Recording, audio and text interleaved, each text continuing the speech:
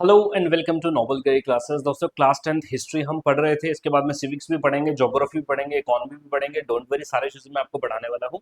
तो class 10th history हम पढ़ रहे थे और इसका आज जो हम लेक्चर देखेंगे वो होगा हमारा लेक्चर नंबर 10।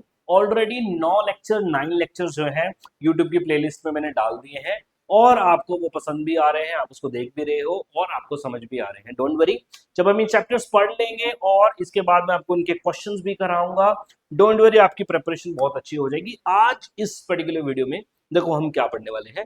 आज हम पढ़ने वाले हैं hunger, hardship and popular revolt.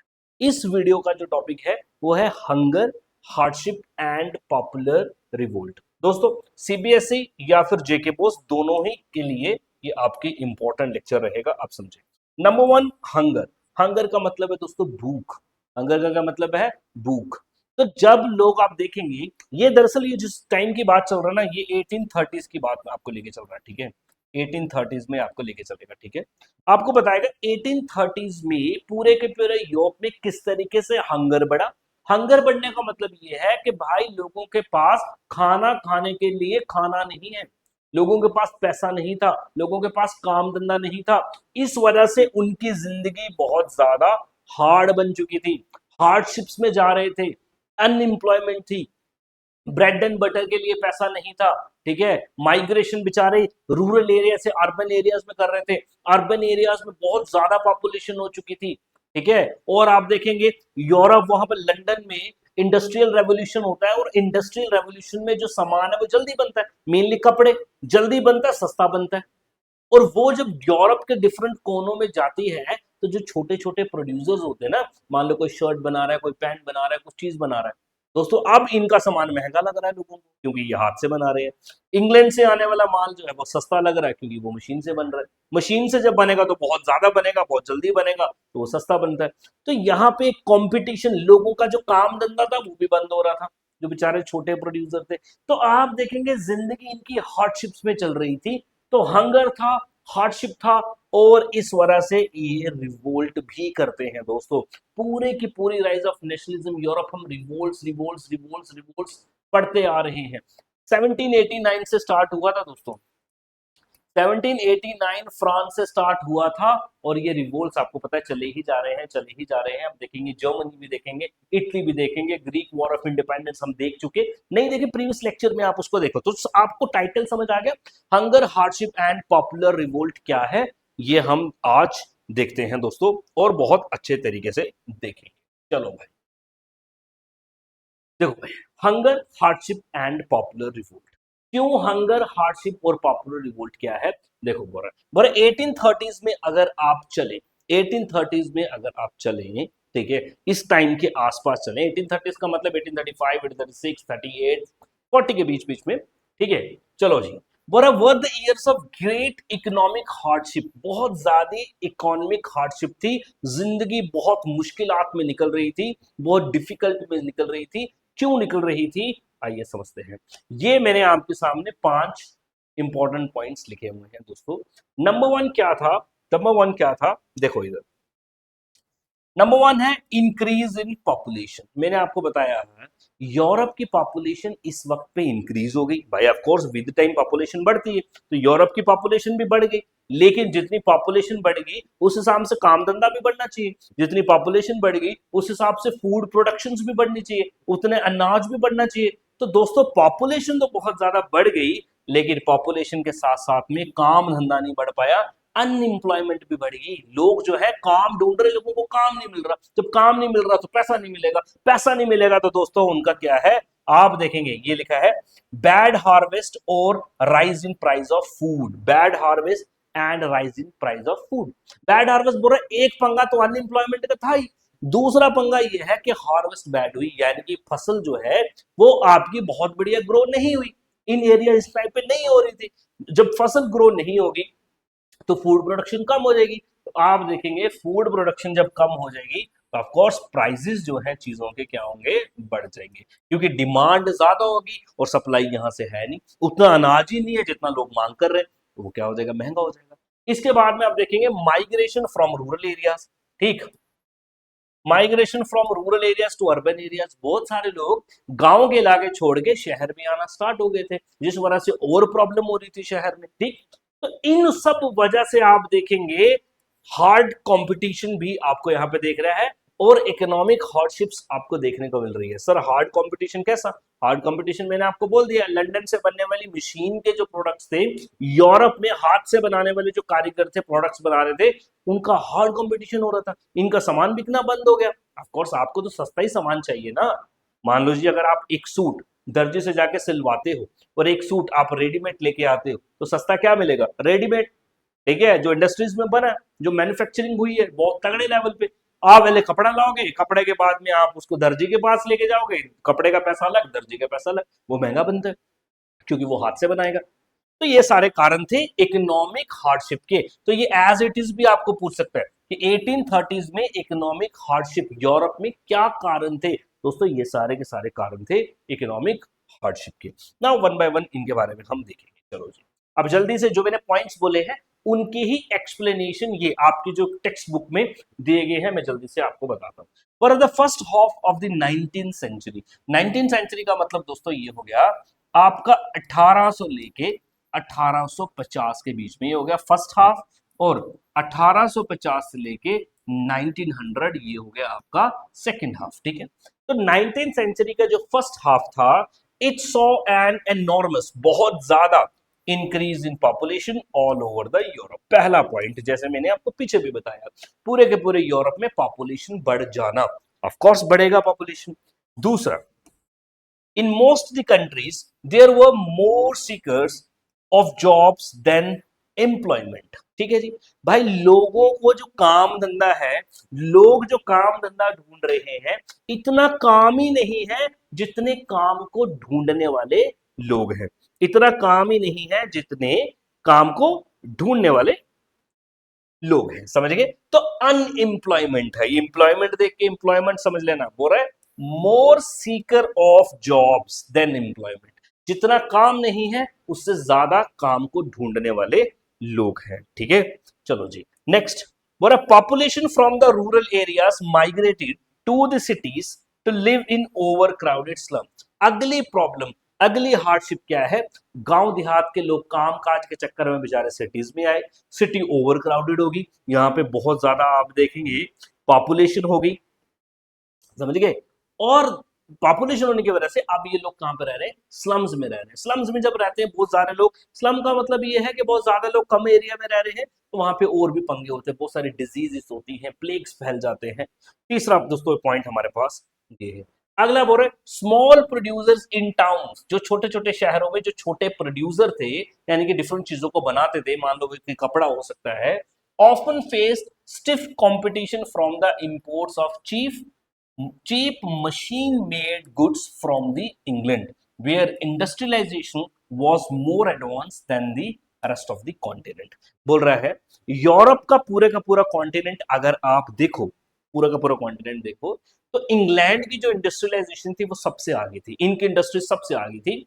तो यहाँ पे जो मशीन मेड गुड्स थी, जो चीजें थी, ये बहुत तगड़ा कंपटीशन दे रही थी किनको? स्मॉल प्रोड्यूसर्स को, जो बेचारे चीजें कैसे प्रोड्यूस करते थे, या तो हाथों से प्रोड्यूस करते थे या फिर कुछ छोटी छोटी मशीनों का यूज करके प्रोड्यूस करते थे। ठीक है, क्योंकि मैंने बोला हाथों से बनाई गई चीज वो महंगी बिकेगी और मशीन से बनाई हुई सस्ती बिकेगी, तो मार्केट में कौन ज्यादा लेना पसंद करेगा? भाई जो चीज सस्ती मिल रही है, मशीन से बनी हुई चीज ज्यादा बिकेगी। समझ रहे हो मेरी बात?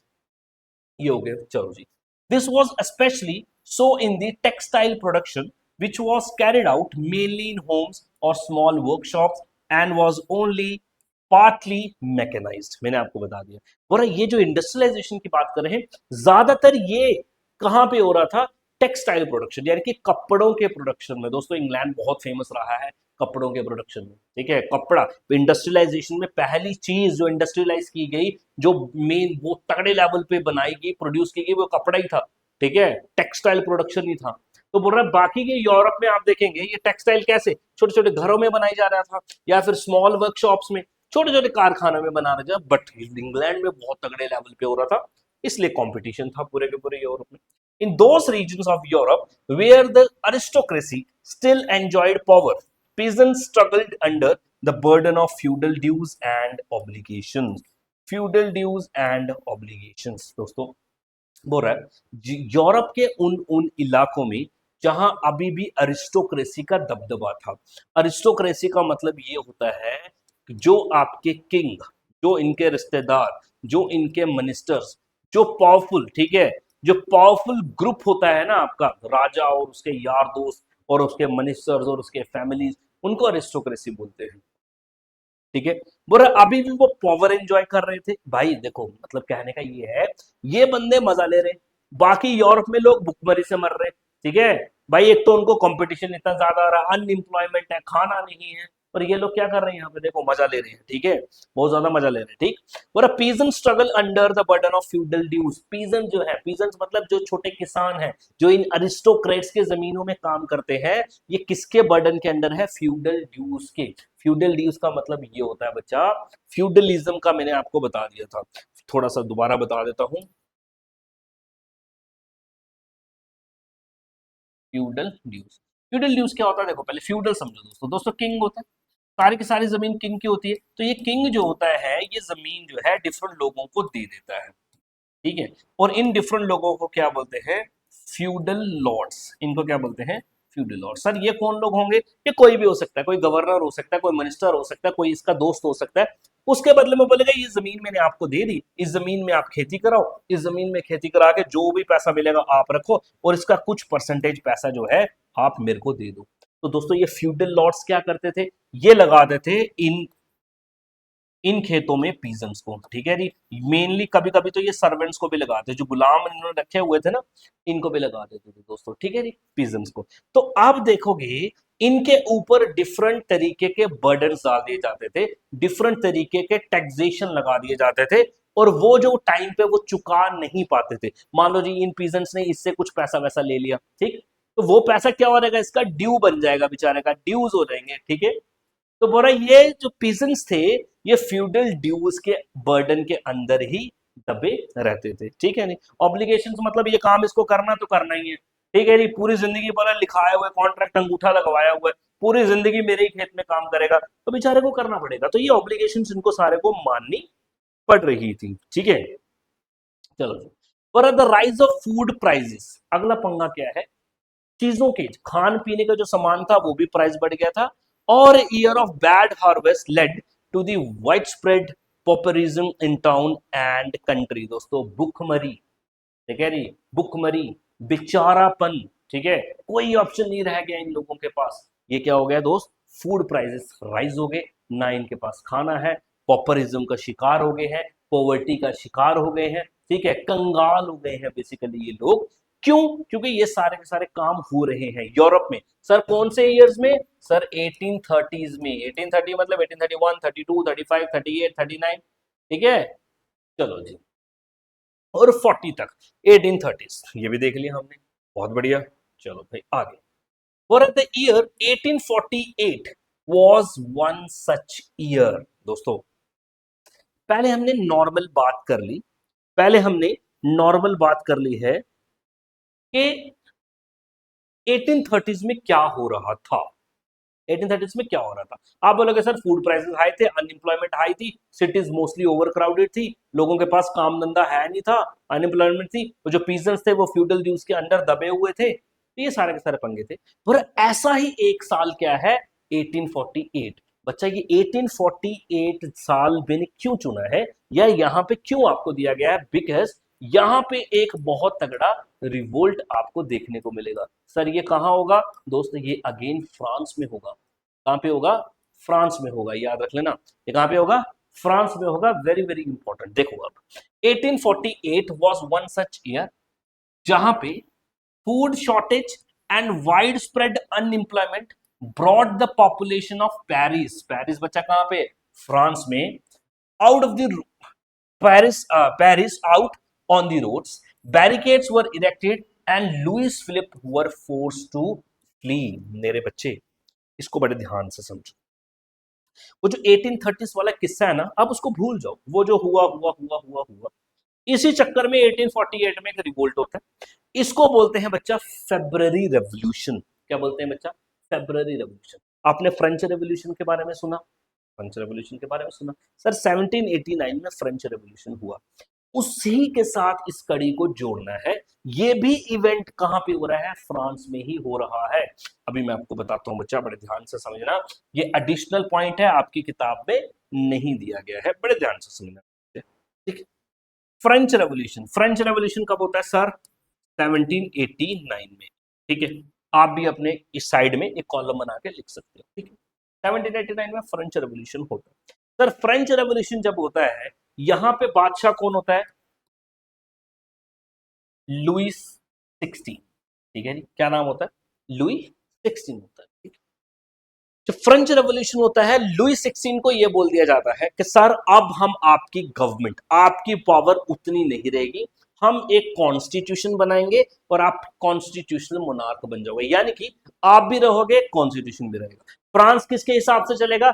कॉन्स्टिट्यूशन के हिसाब से चलेगा, और आपकी पावर बड़ी लिमिटेड होगी। ये बात मान ली गई, फ्रांस चल रहा है, फ्रांस चल रहा है, चली भाई चली चली चली आगे। ठीक है जी, फिर आपको पता है फ्रांस में आगे चल के फिर उथल पुथल कुछ होता है, और एक मिलिट्री जनरल नेपोलियन बोनापार्ट जो है फ्रांस का एम्परर बन जाता है 1804 में। सर ऐसा क्या होता है 1804 में? बिकॉज यहाँ पे तो कॉन्स्टिट्यूशन आ गया है, कॉन्स्टिट्यूशनल मोनार्की आ गई है। दोस्तों जब कॉन्स्टिट्यूशन इनका लागू हुआ ना, तो इस कॉन्स्टिट्यूशन ने ना लोगों को राइट्स दिए, फ्रांस में राइट तो दिए। अब एक राइट, एक वोटिंग राइट था।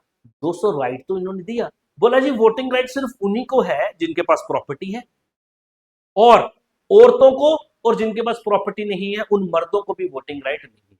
तो दोस्तों ये जो औरतें थी और ये जिनको वोटिंग राइट नहीं मिले, इनको बहुत गुस्सा आया, तो इन्होंने यूरोप में, सॉरी फ्रांस में फिर हड़कंप मचाना स्टार्ट किया। फिर इन्होंने भी रिवोल्ट की, फिर वहां पे बहुत ज्यादा ब्लड शेड हुआ। उस पावर को यूज करते हुए, उस आप कह सकते हो वो जो लॉलेसनेस थी, वो जो गवर्नमेंट वहां की कंट्रोल नहीं कर पा रही थी, वहां पे कौन पावर संभाल लेता है? Napoleon Bonaparte. 1804 में नेपोलियन क्या बन जाता है? एम्परर बन जाता है फ्रांस का। तो सर अभी तो कॉन्स्टिट्यूशनल मोनार्की बनी, फ्रांस दोबारा से क्या बन जाता है? मोनार्की, यानी कि नेपोलियन वहां का क्या बन जाता है? राजा बन जाता है, बोल रहा कोई कॉन्स्टिट्यूशन नहीं, कोई नहीं, मेरी बात चलेगी। ठीक है भाई, बढ़िया। देन देन नेपोलियन पूरे के पूरे यूरोप को परेशान कर देता है। आप सभी को पता है बहुत सारी बैटल, पोलैंड, जर्मनी, रशिया, सबको परेशान कर देता है। देन ये सब लोग मिलके नेपोलियन को हराते हैं। ठीक, कब? In the battle of Waterloo. ठीक, वो होती है 1815, ये मैंने आपको पीछे भी पढ़ा है।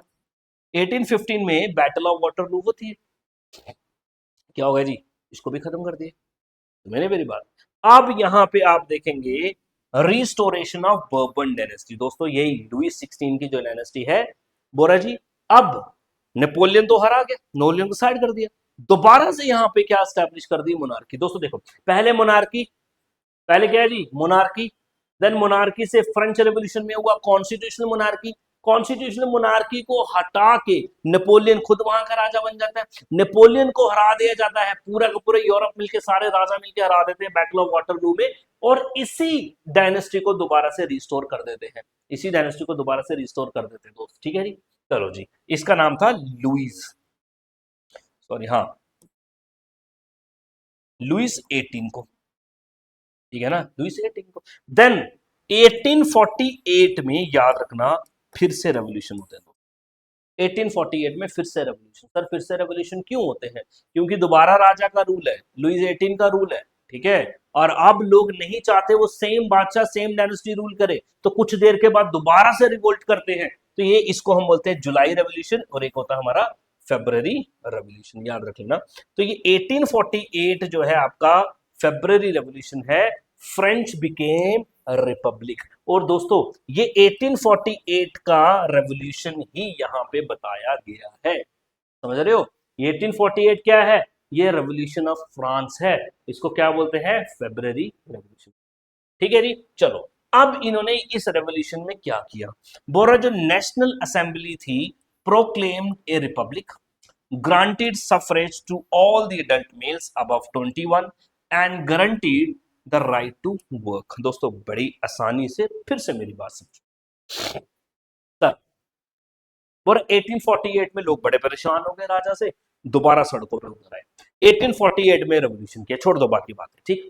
आपको पता 1789 में फ्रांस में रेवोल्यूशन हुआ एक। फिर नेपोलियन भी आ गया बीच में, नेपोलियन को हरा के फिर वहां पे राजा आ गया, फिर राजा को हटा दिया गया। देन लोग परेशान होकर लास्ट एक और रेवोल्यूशन करते हैं। ये रेवोल्यूशन कहां पे होता है? फ्रांस में होता है। फाइनली फाइनली वहां पे राजा की गवर्नमेंट हमेशा के लिए खत्म हो जाती है। फ्रांस क्या बन जाता है दोस्त? फ्रांस का चला गया, हाँ, फ्रांस बन जाता है एक रिपब्लिक, यानी कि अब राजा नहीं होगा, अब क्या होगा? वोटिंग ही होगी। तो आपको सवाल पूछ सकता है कि फ्रांस एक रिपब्लिक कब बनता है? जैसे इंडिया एक रिपब्लिक कब बनता है? 1950 में, जब हमारा कॉन्स्टिट्यूशन लागू होता है। ये एक रिपब्लिक कब बनता है? 1848 में, जब फ्रांस में एक और रेवोल्यूशन होता है। और नेशनल असेंबली ने प्रोक्लेम कर दिया। दोस्तों, ये नेशनल असेंबली कौन है? जैसे हमारा पार्लियामेंट नहीं है, वैसे ही फ्रांस में नेशनल असेंबली है। क्लास 9th में आप पढ़ते हो। चलो जी, तो नेशनल असेंबली ने अब फ्रांस को क्या बना दिया? एक रिपब्लिक बना दिया। दूसरा पॉइंट क्या हुआ यहां पे? It granted suffrage to adult, all the adult males above 21 the right to vote. Sir change क्या है? बच्चा चेंज है ना? पिछली बार जब 1789 में रेवोल्यूशन हुआ, कॉन्स्टिट्यूशन बना, तो वोटिंग राइट्स दिए गए थे। क्या सभी मेल को दिए गए थे? नहीं दिए गए। सिर्फ प्रॉपर्टीड मैन को दिए गए थे, जो टैक्स पे करते थे उनको दिए गए थे। बट यहां पे हो रहा है universal suffrage to all the adult mails.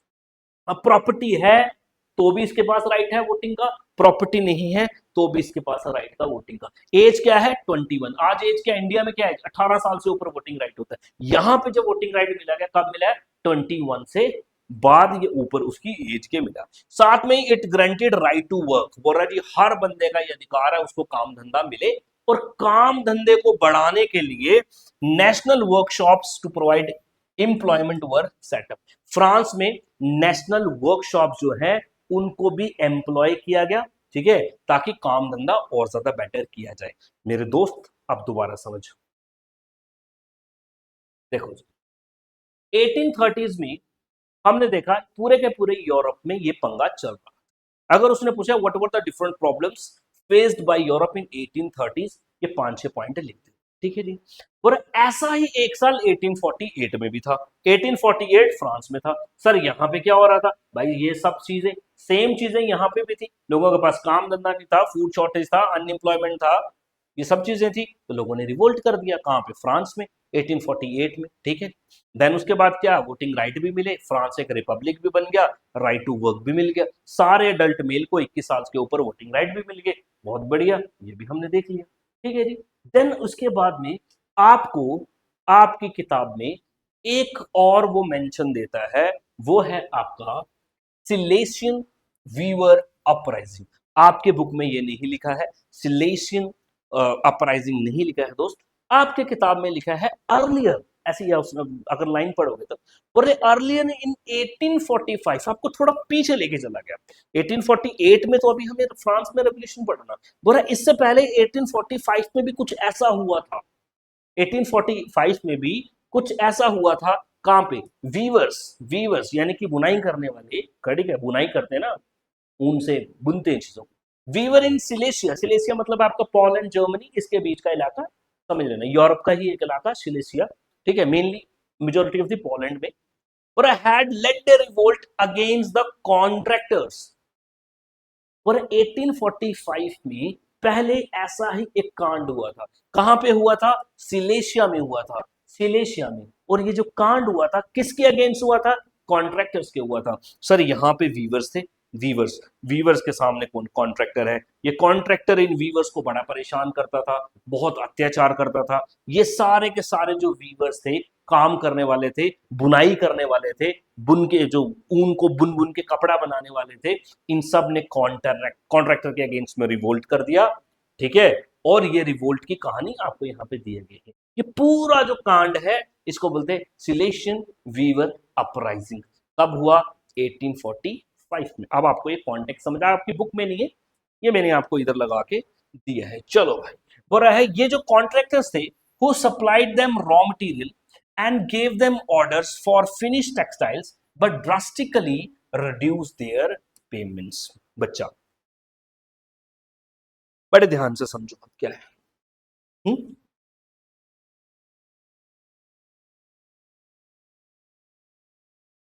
Contractors, weavers. ठीक है, कॉन्ट्रैक्टर मतलब ये ठेकेदार है, वीवर्स मतलब ये काम करने वाला है। ये बंदा इनको क्या प्रोवाइड करेगा? Raw material. ठीक है, रॉ मटेरियल का मतलब कपड़ा। ठीक है, रॉ मटेरियल मतलब किसी भी चीज को आपको बनाना है तो उसके लिए कोई सामान लगेगा, वो रॉ मटेरियल। मान लो यहाँ पे कपड़ा बनाया जा रहा है, ठीक है, तो ये जो कॉन्ट्रैक्टर है इनको लाके ऊन लाके दे देगा, भाई ये लो ऊन, ये लो वूल। अब आपको क्या करना है? इसको बुनना है। तो रॉ मटेरियल लाके किसको दे दिया? वीवर्स को। ठीक है जी। अब ये बंदा क्या करेगा? उसके ऊपर काम करेगा, वर्क करेगा, उसकी वीविंग करेगा, वीविंग करेगा, और वीविंग करके फाइनल प्रोडक्ट जो बनेगा जिसको हम फिनिश्ड गुड बोलते हैं। फिनिश्ड गुड मतलब तैयार माल, फिनिश्ड गुड बोलते हैं, फिनिश्ड गुड बोलते हैं। ठीक है जी। अब रॉ मटेरियल दिया वीवर्स को, फिनिश्ड गुड जाएगा कॉन्ट्रैक्टर के पास। ठीक है जी। सर बदले में वीवर्स को क्या मिलेगा? सर बदले में वीवर को मिलेगा कुछ पैसा बुनने के लिए। बदले में वीवर को क्या मिलेगा? कुछ पैसा मिलेगा, भाई बुनाई करो। समझ गए? बोल रहा है यहां पे इन कॉन्ट्रैक्टर्स ने क्या किया?